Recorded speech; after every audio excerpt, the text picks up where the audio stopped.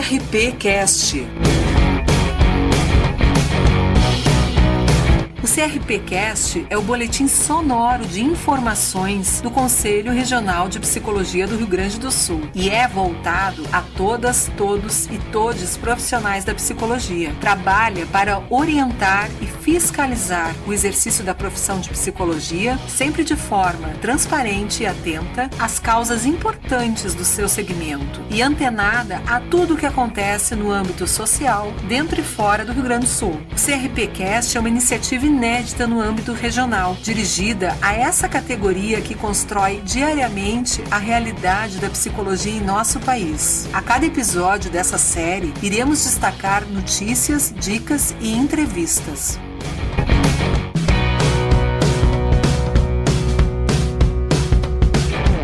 Bem-vindas, bem-vindos e bem-vindes! Eu sou Leocádia Costa e apresento a vocês o 26º episódio do CRP Cast. Neste episódio, contamos com a participação das psicólogas Patrícia Sandri, Yara Bravo e Priscila Gore Emílio. A conselheira Fabiane Konovaluc Santos Machado media a roda de conversa e o conselheiro Ademiel de Santana Júnior colabora nas locuções.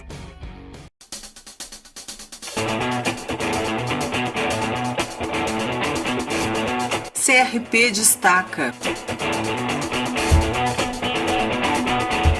Olá, tudo bem? Eu sou o conselheiro Ademiel de Santana Júnior e trago informações sobre a nova gestão do CRPRS e um alerta a toda a categoria sobre o possível corte de verbas para a educação no Brasil. Após a conclusão do processo eleitoral no sistema Conselhos de Psicologia, uma nova gestão está à frente do Conselho Regional de Psicologia do Rio Grande do Sul. No dia 23 de setembro, o 17º plenário tomou posse na sede do Conselho em Porto Alegre, dando sequência à gestão Frente em Defesa da Psicologia RS. A nova diretoria do Conselho tem como presidenta a conselheira Fabiane Konovaluc Santos Machado. Miriam Cristiane Alves é a nova vice-presidenta. Maria Luísa Diello, a nova conselheira tesoureira, e Eliana Sardi Bortolom, a conselheira secretária. Um grupo marcado pela diversidade e com representantes de todas as regiões do Estado seguirá na defesa dos direitos humanos e na luta por uma profissão fortalecida aqui no Estado. A categoria está convidada a participar da gestão, integrando as comissões, núcleos e grupos de trabalho, participando das atividades ou enviando sugestões para o Conselho Regional de Psicologia do Rio Grande do Sul.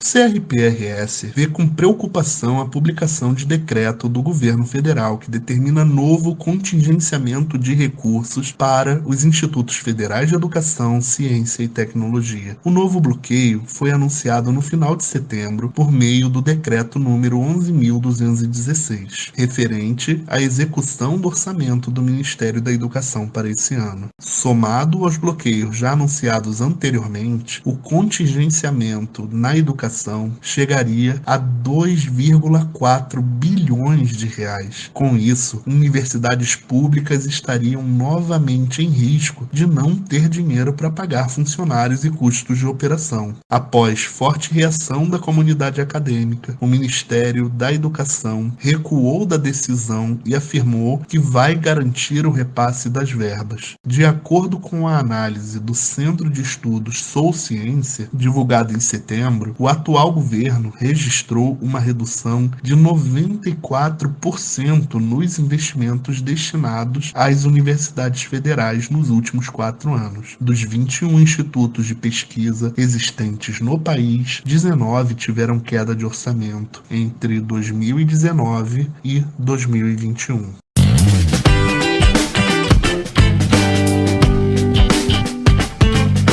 Arte Psi.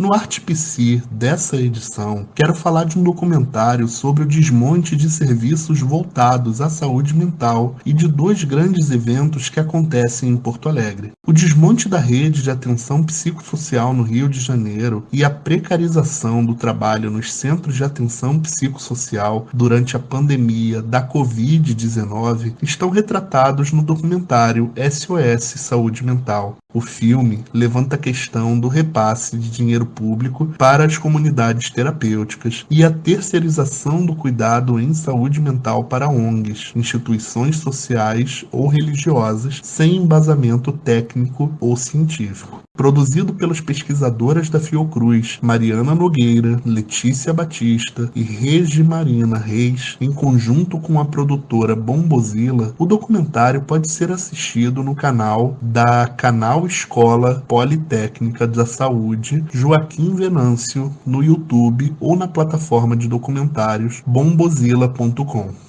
Até o dia 10 de novembro, quem estiver em Porto Alegre pode conferir a 13ª Bienal do Mercosul. A mostra tem na sua proposta uma equação de 3 conceitos que buscam evidenciar o enigma do indizível, trauma, sonho e fuga. Diante da latência de um espírito do tempo que se manifesta no inconsciente, nos deparamos com perguntas cujas respostas não têm uma forma verbal. Esse lugar da poética, de um nó na garganta, de um grito não expresso, de um segredo guardado, é o que a Bienal busca mapear. Obras de 99 artistas de 23 países diferentes podem ser apreciadas em mais de 10 espaços culturais de Porto Alegre. Acesse o site bienalmercosul.arte.br e saiba mais. Questões étnico-raciais e o antirracismo estarão em pauta na programação da edição de 2022 da Feira do Livro de Porto Alegre, que acontece de 28 de outubro a 15 de novembro na Praça da Alfândega. A psicóloga Cida Bento, eleita pela revista britânica The Economist, uma das 50 pessoas mais influentes do mundo no campo da diversidade, participa da atividade A Escrita como Veículo de Transformação Social. No ciclo O Autor do Palco, autores indígenas e de obras de referência da literatura afro-brasileira para crianças e jovens terão encontros com alunos do ensino fundamental. Além disso, estão programadas rodas de conversa sobre diversidade, inclusão e cultura antirracista. Confira a programação completa em feiradolivro.poa.com.br.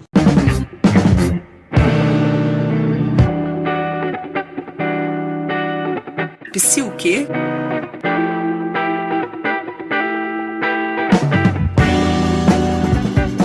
O bem viver é a filosofia e a prática indígena que provém de uma proposta ancestral de complementariedade, harmonia e reciprocidade entre os povos, a natureza e todos os seres que dela fazem parte. Esse conceito se contrapõe à concepção capitalista de competitividade, do viver melhor em termos de consumo. Considerando isso, de que forma a psicologia pode contribuir para o bem viver indígena? Convidamos a psicóloga Caingangue, Priscila Gore Emílio, a falar sobre o bem viver indígena. Olá, me chamo Priscila Gore Emílio, sou mulher indígena do povo Caingangue e também sou psicóloga. Hoje venho falar com vocês a respeito do bem viver indígena, mas antes de tudo, convido vocês para estarem pensando, refletindo e identificando de que povo indígena estamos falando no momento que se aborda sobre a questão indígena. Afinal de contas, existe uma diversidade de povos originários no Brasil, com diversas línguas e costumes que se assemelham, mas que também se diferenciam. Após isso, é necessário compreender que o indígena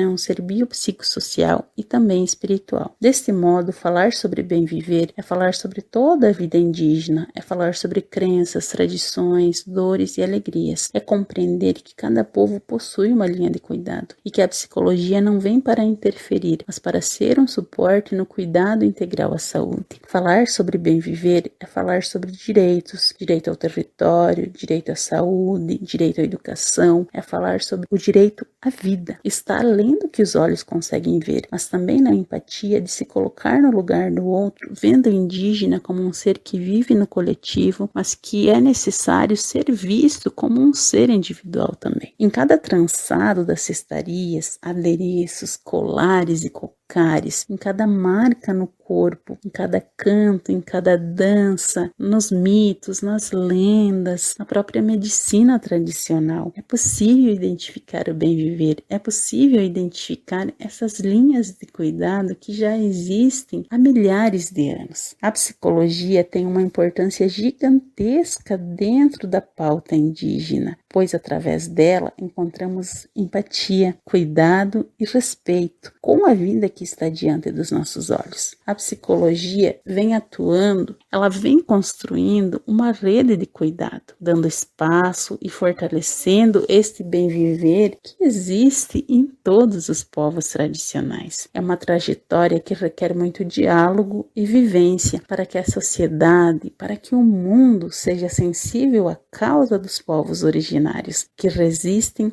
para existir. A atuação de profissionais indígenas e não indígenas é uma conquista dentro dos territórios tradicionais, pois somam na qualidade de vida dos indígenas brasileiros. A psicologia é uma luta coletiva e sensibiliza constantemente que todas as vidas importam e que devemos caminhar lado a lado.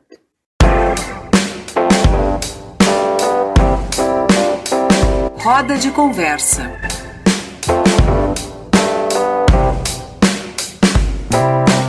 A psicologia do trânsito é uma especialidade que surgiu antes mesmo da regulamentação da profissão de psicóloga. Ela dialoga tanto com outras áreas da psicologia, como também nas reflexões sobre comportamento, espaço urbano, autocuidado e cuidado com o próximo e com a cidadania. A atuação nessa área deve promover reflexões sobre a proteção de direitos em sua interface com a mobilidade humana. Para discutir o papel da psicóloga na relação do trânsito com a saúde e em conceitos como mobilidade e direito à cidade, convidamos as psicólogas Patrícia Sandri, presidenta, e Yara Bravo, vice-presidenta da Associação Brasileira de Psicologia de Tráfego, Abrapsite. A mediação da roda será feita pela conselheira presidenta do Conselho Regional de Psicologia do Rio Grande do Sul, Fabiane Konovaluc Santos Machado. Olá a todos, todas e todes. Estamos aqui hoje para conversar com as nossas colaboradoras do nosso grupo de trabalho pertencente à Comissão de Avaliação Psicológica do Conselho Regional do Rio Grande do Sul sobre a temática do trânsito, o nosso GT do trânsito. Então, eu gostaria de começar falando diretamente já de uma questão bem importante, que é a questão da importância do nosso trabalho, do trabalho da psicologia do trânsito nos processos também de formação de condutores. Eu gostaria que vocês pudessem explicar um pouco como é que é o nosso trabalho e o impacto dele, não só para quem tira a primeira habilitação, mas também para quem depois precisa fazer as revisões, enfim, principalmente os motoristas profissionais aí. Gostaria que vocês, então, pudessem explicar para a gente como é que é a interface da nossa profissão com todo esse processo, então, da habilitação para condutores. Olá, pessoal. Então, trazendo um pouco da questão que a Fabiane trouxe, eu gosto sempre de pensar o que seria o trânsito, O trânsito, ele é um sistema formado por pessoas e automóveis. E qual é essa relação com a psicologia do trânsito? A psicologia do trânsito, ela estuda o comportamento humano no trânsito. Então, nesse processo da formação do condutor, que é uma das áreas de atuação do psicólogo do trânsito, porque a gente sabe que essa psicologia de tráfego, que hoje nós chamamos, ela vai muito além dessa perícia. Eu acredito que esse processo, nós estamos inseridos no início lá na questão da perícia psicológica, fazendo a nossa perícia, avaliando áreas importantes deste motorista e encaminhamentos necessários, porque muitas vezes esse profissional, esse psicólogo de tráfego, é o primeiro psicólogo que este condutor, este motorista tem um contato, dentre todas as áreas afins da psicologia. Muitas vezes a pessoa ela vai por uma livre, espontânea vontade de fazer a sua carteira de habilitação, não busca o tratamento em si. Então, eu já vejo o psicólogo do trânsito como uma porta de entrada neste sentido. Então, muito mais ainda a nossa responsabilidade nessa questão de iniciação deste motorista e no processo de formação dele, cada vez mais eu vejo que nós temos muito a evoluir nesse processo da formação, porque eu vejo o psicólogo presente não só no início, mas lá na prova prática deste aluno, no processo mesmo de ensino-aprendizagem, muitas vezes podendo podendo conversar com o instrutor de trânsito, né? No caso, hoje, nós não estamos inseridos neste processo, mas eu vejo, né, nesse processo de formação, extrema importância, né? A questão da psicoeducação, deste psicólogo atuando em todo esse, vamos dizer, desse processo, desde o início lá na avaliação, na perícia, até o final, quando esse aluno ele é aprovado. Então, são caminhos aí que nós viemos trazendo estudos, comprovações científicas, para que a gente possa estar ocupando esse espaço também da psicologia do trânsito. Então, acho que nesse sentido, né, nós temos um grande trabalho ainda a desenvolver aí nesta área. Oi, tudo bem, pessoal? Concordo com a Patrícia.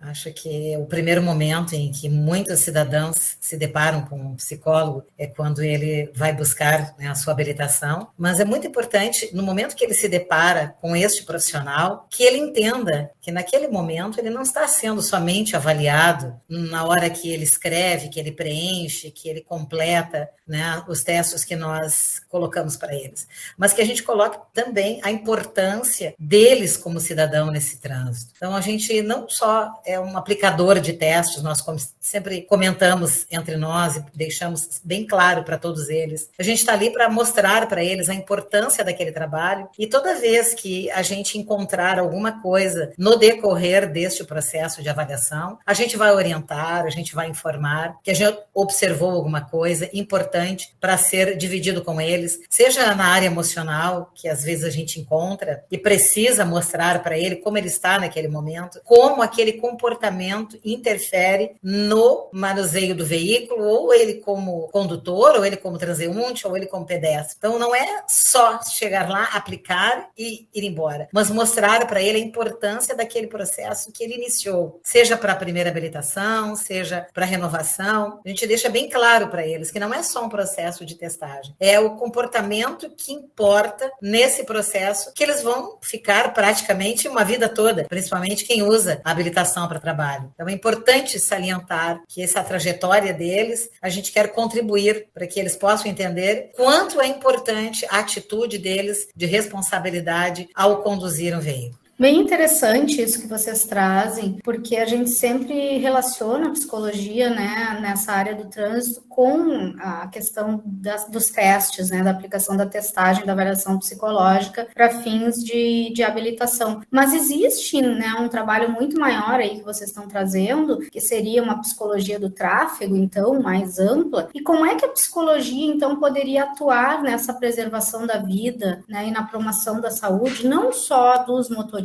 porque a gente sempre vincula, né, o nosso trabalho com a questão da habilitação, então parece que a psicologia, né, do tráfego, então, ela só fala, né, para e com os motoristas, mas como é que a gente poderia, então, ampliar esse debate com a sociedade, né, ampliar esse trabalho, como é que a psicologia poderia contribuir, então, nessa relação com a mobilidade nas cidades? Então, como bem falado, né, hoje nós já denominamos psicologia de tráfego, que envolve terrestre, marítimo e o aéreo. Então, o quanto de áreas, né, mas falando agora da questão da mobilidade, eu acredito que nós temos muito a desenvolver aí, porque é bem isso, o trânsito, ele está inserido com vários atores, não é só o motorista, é o ciclista, é o pedestre, e como é que a questão bem do comportamento humano, através das políticas públicas, eu creio que nós temos um trabalho, né, eu digo assim, uma área de atuação deste psicólogo, mas esses espaços, eles têm que ser preenchidos e ocupados por nós, através, como eu falei anteriormente, né, na educação, nas universidades, nos meios, nos órgãos, né, onde se fala, onde se estuda sobre trânsito, desenvolvendo legislações dentro desta área, onde a gente possa trazer, né, a importância deste profissional, trabalhando, vamos dizer assim, né, se a gente for ver, também na questão do próprio ciclista, assim, como é que ele vai se portar porque a questão da engenharia de tráfego também, né, são construídas as pistas, né, as pistas para os ciclistas, mas muitas vezes eles também não sabem como se comportar dentro daquela pista, ou o próprio motociclista, o pedestre. A gente vê hoje muito os pedestres com o celular na mão, né, aéreo no trânsito. Então, assim, este comportamento humano, ele tem que ter esse olhar desse psicólogo de tráfego, mas que a gente também possa estar indo nesses locais onde esses atores estão inseridos. Então, assim, eu digo mais uma vez, a área da psicologia de tráfego, ela vem num desenvolvimento, né, muito positivo, positivo, porque cada vez mais as pessoas, né, a gente vê pós-pandemia aí, o quanto ali na pandemia, né, os acidentes de trânsito, os sinistros de trânsito reduziram. Pós-pandemia, agora a gente vê os sinistros cada vez aumentando mais, 90% falha humana, então, né, a nossa intervenção aí da psicologia de tráfego, ela é fundamental, né? Eu acho que temos muito, sim, a estudar e a estar ocupando esses locais, né, onde se estuda e se fala onde estão esses atores de trânsito. Complementando, né, Patrícia, é muito importante que esses espaços de mídia sejam abertos para nós, assim como nós estamos com o apoio do CRP, do Conselho Federal, ir atrás das redes sociais, das mídias, e a gente se colocar como entrevistados, como palestrantes. Nós precisamos ir para as ruas, divulgar o nosso trabalho, promover conhecimento para as pessoas, divulgar textos, imagens. Tem muitos colegas que estão colocando nas suas redes, hoje a gente se vende através das redes. Eu acho que é colocar esses assuntos, colocar vídeos, divulgar principalmente essas pesquisas de acidentalidade e a importância desse cuidado, e que nós temos, né, os psicólogos, com o comportamento. Então, o médico se preocupa com a saúde física e nós, né, com a atuação desse sujeito dentro dessa mobilidade. Como disse a Patrícia, né, um dia o sujeito é transeunte, um dia ele é ciclista, um dia ele é skatista, um dia ele é pedestre, mas ele sempre faz parte desse trânsito, ele nunca está fora dele. E eu acho que nós temos que estar inseridos e divulgar a importância desse comportamento, essa responsabilidade que todas as pessoas têm, independente de ela ter ou não a sua habilitação, ela faz parte desse processo. Então, trouxesse muito bem, Patrícia, o sujeito está caminhando e ele está com o telefone na mão e ele atravessa uma rua, ele não presta atenção se o sinal está para ele ou se está para o veículo, e muitas vezes ele é atropelado sobre a faixa de segurança, né? E a gente acaba que o próprio condutor se torna responsável por ter que cuidar com aquele sujeito que está caminhando. Então, a gente precisa divulgar a importância da atitude de todos. Todos nós somos responsáveis, não importa em que situação nós estamos dentro desse trânsito. Que ótimo, acho que vocês trazem elementos para a gente pensar, e justamente essa era a minha última pergunta para vocês, assim, que é uma dúvida que nós temos, né, que todos nós temos, mas que talvez fique uma sugestão aí para os nossos gestores públicos, né, porque eu acho que é um grande desafio a forma com que a gente pode democraticamente estar fazendo esse diálogo, né, com motoristas, com motociclistas, com ciclistas e com os transeuntes e pedestres ali, né, então a gente se coloca em todos esses lugares, eventualmente, né? Ora estamos em um papel, ora estamos em outro. Então, de que forma vocês acham que os gestores públicos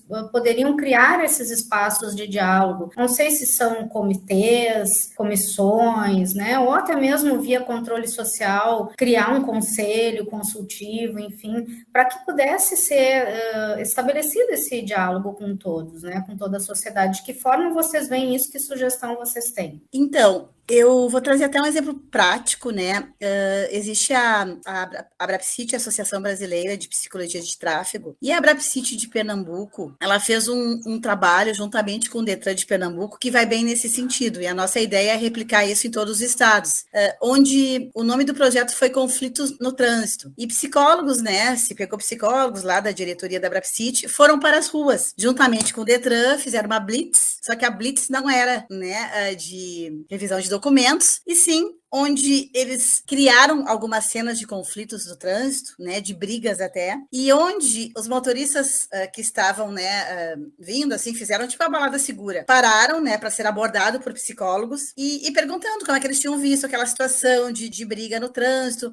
Foi tão interessante, assim, esse trabalho lá, que muitos motoristas, assim, na própria cidade de Recife, diziam, eu vou sair para a rua porque eu vou conversar com um psicólogo, eu vou poder olhar para um psicólogo e trocar uma ideia com ele. Né? Então, esse motorista foi abordado, mas perguntando como é que ele tinha se sentido de ter visto aquela cena daquela pessoa brigando com outra no trânsito, se ele já tinha tido em algum momento da sua vida, né, um momento de explosão. Então, isso é um exemplo, acho que pequenininho, do quanto a gente pode fazer, né? Isso foi uma parceria da Abrapsit Pernambuco com o Detran de Pernambuco. Talvez, né, nós, junto com a Comissão de Trânsito, nosso GT de Trânsito aqui do Rio Grande do Sul, Associação Brasileira de Psicologia, né, Abrapsit RS, possamos possamos chegar até o nosso órgão, o Detran, fazer essa parceria e montar esse projeto aqui. Esse projeto ele foi tão interessante que até o Fantástico chamou para uma reportagem, se fez na questão da agressividade. Então, assim, isso eu acho que tem formas e caminhos, mas esse diálogo, como a Fábio coloca, que nós temos que ter com os nossos órgãos, né? A nível federal, a nível regional, como nós temos, né, com o Conselho Federal de Psicologia, Conselho Regional, na nossa área, eu acho que a gente poder replicar isso a nível, né, no sistema trânsito também, a gente com certeza vai ter muito sucesso. Eu vejo assim, ó, a gente saindo daquele lugar de conforto, de estar lá no CFC ou numa clínica, eu poder trazer o meu trabalho à sociedade, porque esse é o trabalho de prevenção, né, a esses sinistros de trânsito. Eu creio, assim, que juntos, né, nós salvamos vidas, que é o lema aí do nosso Maio Amarelo, né, de 2022, e nós estamos inseridos nesse Juntos Salvamos Vidas, juntamente com a psicologia de tráfego. Nós sabemos que aqui no Rio Grande do Sul tem a Escola Pública de Trânsito, né, que faz parte do Detran, e se colocou à disposição para trabalhar conosco, né, junto com o Conselho Regional e a Brapsit, e acho que a gente poderia iniciar, né, uma proposta que a gente sabe que já existe, mas ainda não foi colocada em prática, dentro das escolas, né, iniciar com as crianças. Não que o adulto, né, não possa mudar e ser reeducado, pode sim, a gente sabe, mas todos nós sabemos que a melhor forma de ajudar é começando pelas crianças, levando para dentro da escola, né? Nós, os psicólogos que trabalhamos na área, de nos colocarmos à disposição de trabalhar com essas crianças, fazer um projeto, levar para dentro das escolas essa responsabilidade, mostrar para eles o quanto é importante eles entenderem que o trânsito ele é bom para todos nós, desde que a gente saiba usá-lo, a gente tenha comportamentos e atitudes adequadas. Eu acho que um dos caminhos seria começar pelas nossas crianças, fazer um trabalho. Fica aí, né, uma sugestão, que eu sei que o Conselho é parceiro, a Escola Pública de Trânsito, o Detran, também se colocou à disposição. Acho que esse exemplo lá de Pernambuco é excelente. Podemos começar com os adultos e depois transferir isso para as crianças. Acho que é um bom exemplo de levar isso para dentro das escolas. Um teatro, parece que a Vida Urgente já faz isso, né? Vai para dentro das escolas, faz teatro, mostra, né, através do comportamento que a gente pode mudar isso. E isso fica a sugestão, trazer exemplos e mostrar que as coisas podem mudar. Nós não somos eternamente errados e a gente não tem chance, né? Claro que tem. Todos temos chances, né, de um dia a gente mudar. Nós que trabalhamos diretamente, né, com a formação destes condutores, e quando a gente se depara com o pessoal que está fazendo reciclagem, que perdeu a sua habilitação por excesso de pontos, e muitos deles dizem que, infelizmente, tiveram que pagar pelo preço alto, porque é praticamente o valor de uma nova carteira, né? E aprenderam que eles poderiam ter feito diferente. Então, que a gente não precise ter mais pessoas passando por isso. Que a gente possa ensinar as nossas crianças e os nossos adolescentes que a responsabilidade está dentro de nós em qualquer área, né? Seja na vida social, seja na vida pública, seja no trânsito, seja em casa, seja na escola. E acho que esse é o caminho. Iniciar, né, nós sairmos, como a Patrícia disse, de dentro dos nossos espaços, que são confortáveis, e ir para a rua, ir para as escolas, e para que a gente possa ajudar, colocar um pouquinho na mente de cada um, que a responsabilidade é de todos. Que ótimo ter vocês comigo hoje aqui, discutindo essas questões que nos tocam diretamente na nossa rotina, no nosso dia a dia, independente do papel que a gente esteja exercendo naquele momento, né, ou dentro do carro ou fora dele. E que interessante essa ideia, né, Yara? Porque eu acho que tu traz a necessidade de um diálogo com uma área agora que a psicologia está integrando, né? Passa a integrar junto com o serviço social, que é a área da educação básica, né? Que entra em jogo aí também as questões da psicologia escolar. Quem sabe já fica aí a dica para vocês começarem esse diálogo com a nossa comissão de educação aqui do Conselho para alinhar talvez alguns trabalhos, algumas campanhas conjuntas. Acho super legal, assim, se a gente puder manter esse diálogo aberto, né, e também com a sociedade nesses espaços, porque quando a gente sai, né, como vocês trouxeram, da nossa zona de conforto e vai para a rua, vai dialogar com a sociedade adora isso, né, a sociedade quer dialogar conosco também. Eu agradeço muito, então, em nome do Conselho Regional de Psicologia, a participação, né, da psicóloga Yara Bravo, da psicóloga Patrícia Sandri, que são aqui nossas colaboradoras no GT de Trânsito, e quem estiver nos ouvindo e quiser conhecer mais o trabalho do GT, por favor, nos enviem encaminhe um e-mail para comissões, sem os acentos gráficos, né, comissões@crprs.org.br. Nós agradecemos, então, imensamente a presença de vocês e seguimos aí o nosso trabalho. Obrigada. Muito obrigada. Gostaria de agradecer ao Conselho Regional de Psicologia, ao GT de Trânsito, né, a Comissão de Avaliação Psicológica, poder estar aqui dividindo um pouquinho da nossa prática da psicologia de tráfego. Tchau, tchau. Sempre uma oportunidade poder divulgar o nosso trabalho. Extremamente agradecidas. Estamos sempre à disposição. A Abrapsit está em parceria com o CRP. Agradecemos muito por essa oportunidade. E aí, esperando, né, que possamos fazer uma belíssima parceria e que agora, né, para 2023, a gente tenha exatamente projetos, um apoio da Comissão do Trânsito e das entidades que querem fazer a diferença. Então, agradecemos muito e obrigado a todos.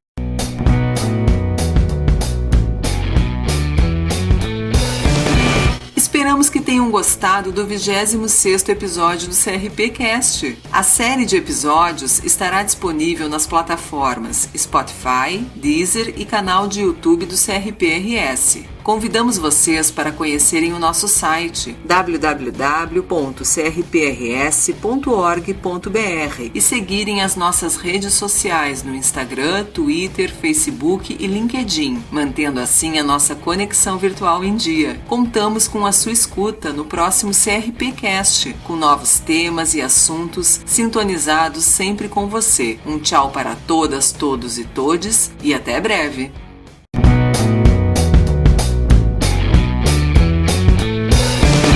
Esse foi o CRPcast, uma iniciativa pioneira criada pelo Conselho Regional de Psicologia do Rio Grande do Sul, voltada a todas, todos e todes os profissionais da psicologia. O podcast tem a produção da Mirai e a participação de convidados comprometidos com a coletividade, propondo ações para consolidar o acesso à psicologia na sociedade brasileira.